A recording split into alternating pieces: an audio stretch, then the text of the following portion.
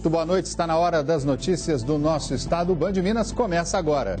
Moradores de Sete Lagoas passaram a noite limpando casas e tentando reorganizar a bagunça provocada por um temporal de meia hora. Árvores caíram, ruas foram alagadas e quase toda a cidade ficou sem energia elétrica. Um show teve que ser cancelado depois que o vento derrubou parte da estrutura montada para as apresentações. Essas imagens mostram partes da estrutura do palco e do camarote danificadas.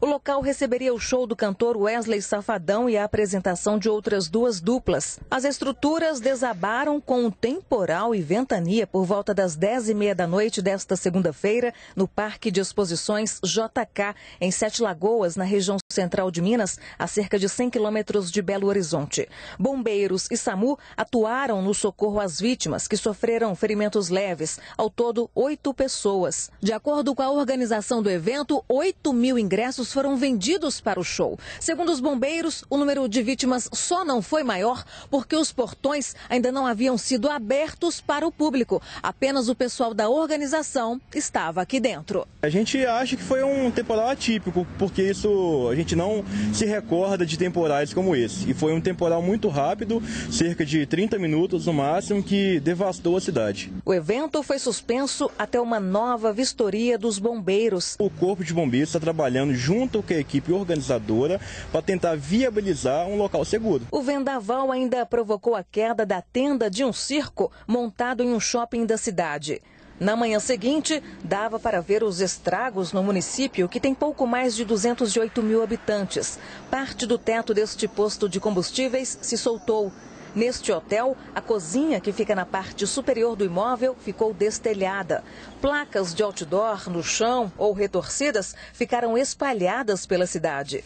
Hora de varrer a folhagem derrubada pelo vento em frente ao comércio e na frente de casa. Para Dona Tânia, a última noite foi um pesadelo. Foi um vendaval. Nunca vi na minha vida. Estou com 59 anos, nascida e criada em Sete Lagoas, primeira vez. Dona Tânia, eu estou vendo que a base aqui do poste, em frente à casa da senhora, a base está comprometida, né? Comprometida. Os bombeiros veio, a polícia veio, falou que está comprometido. Se fosse a senhora nem dormir aí. E como é que vai ser a próxima noite, Dona Tânia? É o mesmo drama, né? Porque se acontecer um vendaval igual de ontem, esse poste deita em cima da minha casa vai toda. O susto também foi grande na casa de Dona Sérgia e do seu Gasparino. Começou relampeando, depois começou o vento. E eu nem saí aqui fora, porque se pegasse a porta e abrisse, ia arrebentar tudo lá dentro. Não sobrou sequer uma manga no pé. O para-brisa do carro na garagem não escapou, não. Ainda bem que não tinha ninguém aqui que não... Felizmente, né? Machucou, né? Porque carro vai um, depois a gente arruma outro.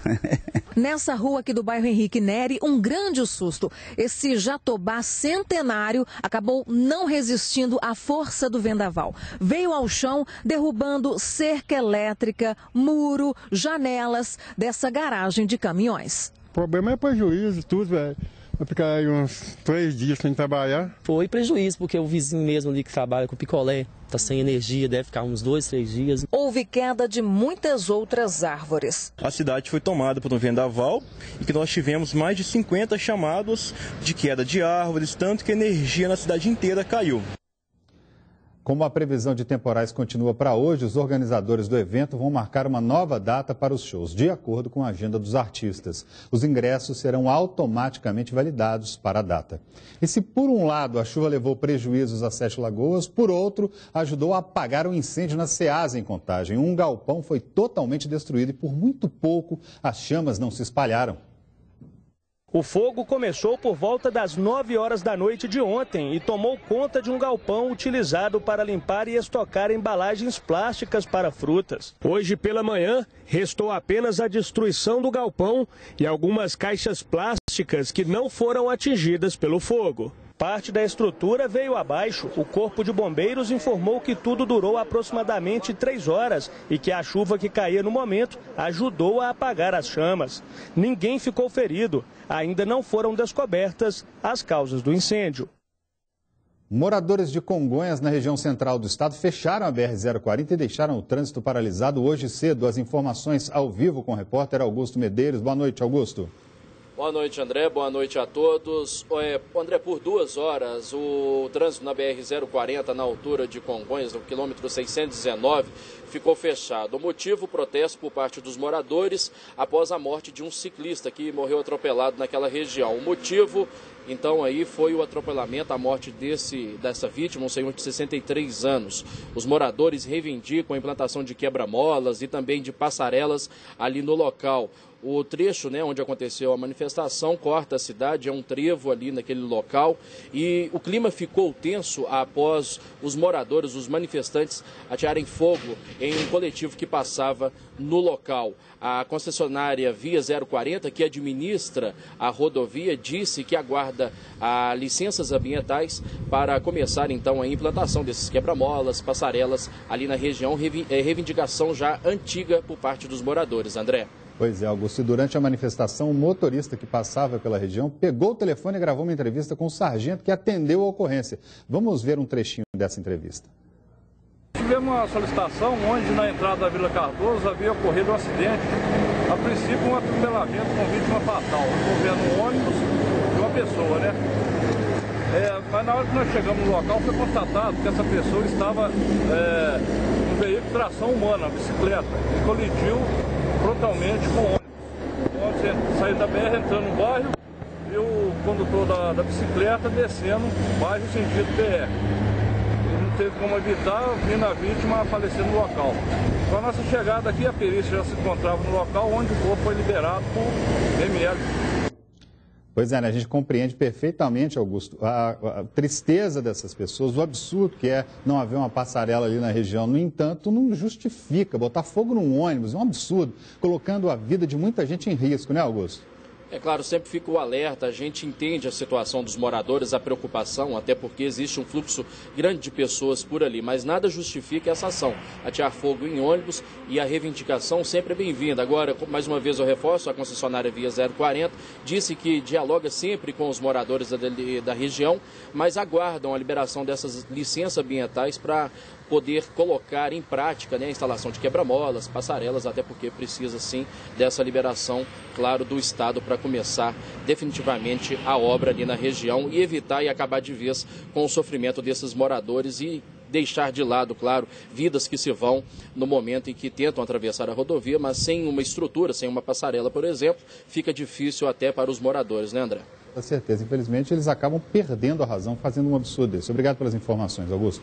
Bom, e com essa crise financeira que estacionou no nosso país, os aluguéis estão despencando. Bom, para quem está em busca de um imóvel, o jogo mudou de lado. Hoje, quem dá as cartas é o inquilino. Contagem regressiva para a mudança. Em poucos dias, a fábrica de roupa masculina vai trocar o imóvel antigo e apertado por instalações maiores e novas. E o melhor, o aluguel é 30% mais barato. Economia de R$10 mil por mês. E tem mais. Quem está pagando pela reforma é o dono do prédio. Antes, quando nós procurávamos os proprietários para poder negociar, eram nas regras dos proprietários. Prazo zero, o aluguel, negociação nenhuma, muito alto. É o inquilino que dá as cartas agora. É a lei da oferta e da procura. Como tem muito imóvel para alugar, o preço acaba caindo. E ainda tem gente conseguindo fechar contrato agora para só começar a pagar daqui a 3 meses. Muitos proprietários já perceberam. É melhor negociar do que correr o risco de ficar com o imóvel vazio por muito tempo. Com o boom imobiliário, os empreendimentos se multiplicaram. E hoje muitos estão encalhados à espera de inquilinos. Imóvel desocupado é sinônimo de despesa com IPTU, luz e água. Seria bom ele negociar com esse inquilino e, eventualmente, dependendo da condição do imóvel, até mantendo o mesmo valor do aluguel.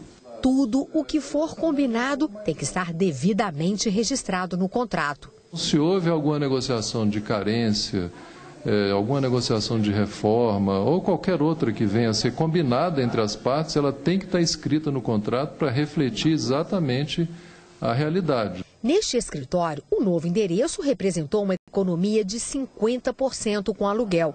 Osvaldo ainda trocou os 5 meses de locação pelo projeto de reforma. Para mim foi ótimo. Eu economizei com aluguel, minha manutenção foi a zero e hoje eu uso um imóvel novo. Negociar, essa é a ideia. E o fim de ano está aí, né, gente? Muita gente pensando sobre presente de Natal. Mas vale lembrar, vai com calma. 2016 promete ser um ano bem difícil. Inácia Soares. Trocar presentes no Natal faz parte de uma tradição que é forte aqui no Brasil. Não vou discutir a origem nem a pertinência desse hábito, mas a prudência que temos que ter para lidar com ele. A cada ano, as lojas antecipam mais as vitrines e promoções natalinas. Antigamente, elas ocorriam apenas em dezembro. Nos últimos anos, em outubro, já dá para ver bolas brilhantes por aí. E junto com os enfeites, chegam as ofertas, que quase sempre só carregam a tentação do consumo fácil. Nada de descontos. Nunca é demais lembrar que dezembro é o mês que antecede alguns dos gastos mais pesados de qualquer família. Janeiro é mês de férias, IPTU, IPVA, matrículas, material escolar. Por isso, vou lhe dar uma dica para gastar menos neste Natal. Agregue emoção às lembrancinhas e elas vão virar um presentão. Como fazer isso? Bom, escolhendo lembrancinhas que tenham a cara do presenteado, que tenham um valor especial. Algo que lembre um sonho, um propósito, uma mania, um momento importante. Economizar é a palavra-chave neste ano e será preciso usar a criatividade para não deixar o Natal perder seu charme. Sim, porque você pode não gostar dessa época, mas ninguém pode negar que Natal é um momento de esperança. Por isso que venham dias melhores para o nosso país. Tomara. Belo Horizonte celebra hoje o dia de Imaculada Conceição de Nossa Senhora. Centenas de fiéis lotaram a igreja que leva o nome da santa no bairro Lagoinha, aqui na capital. Igreja completamente lotada. Do lado de fora, mais fiéis. Todos por um motivo, dar graças à Imaculada Conceição de Maria, que, de acordo com a fé cristã, foi preservada do pecado original desde o primeiro instante de sua existência. A razão? Ser a mãe de Jesus. Essa festa de hoje se reveste de uma particularidade. Estamos abrindo o Ano Santo da Misericórdia. Convidados que somos a nos exercitar na misericórdia de Deus, para que o mundo se abra ao amor e nós possamos alcançar a paz que nós tanto precisamos. Fiéis foram ao Santuário Arquidiocesano Nossa Senhora da Conceição, no bairro Lagoinha, região noroeste da capital, com especial devoção e adoração à santa. O que significa a data de hoje para o senhor, na vida do senhor? Festa, dia de minha mãe. É a mãe de todos, é a única.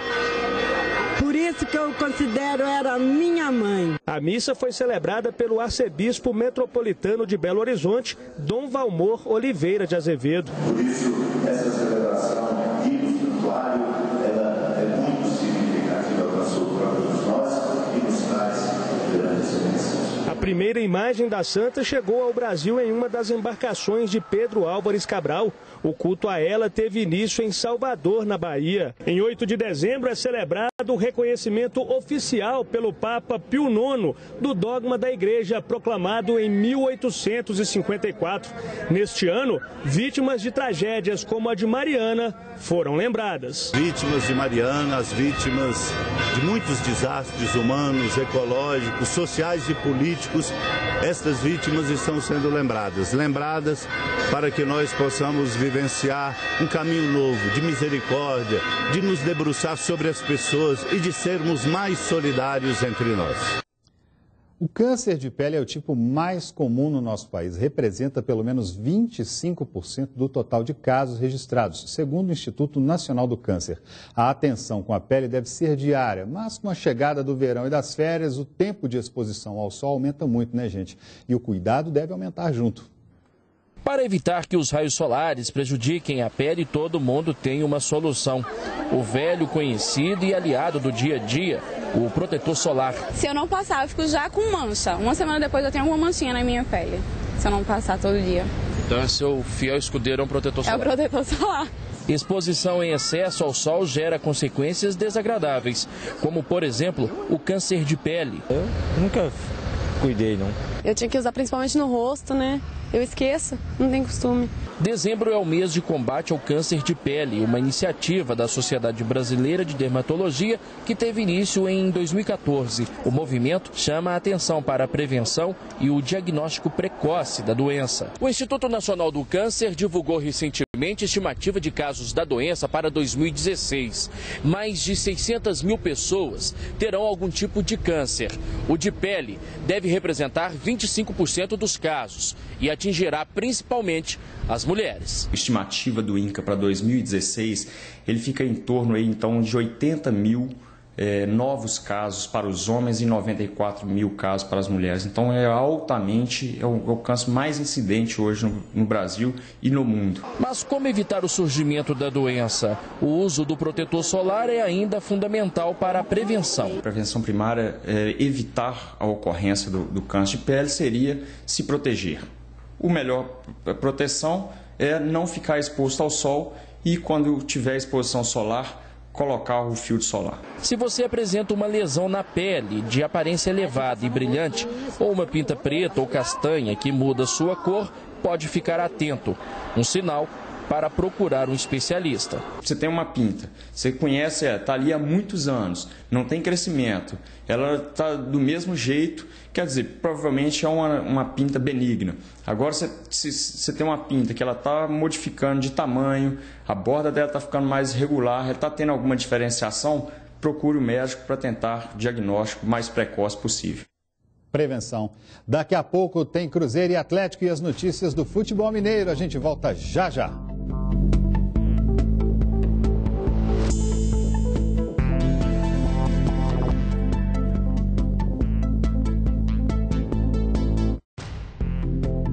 Jornal Band Minas. Oferecimento Casa e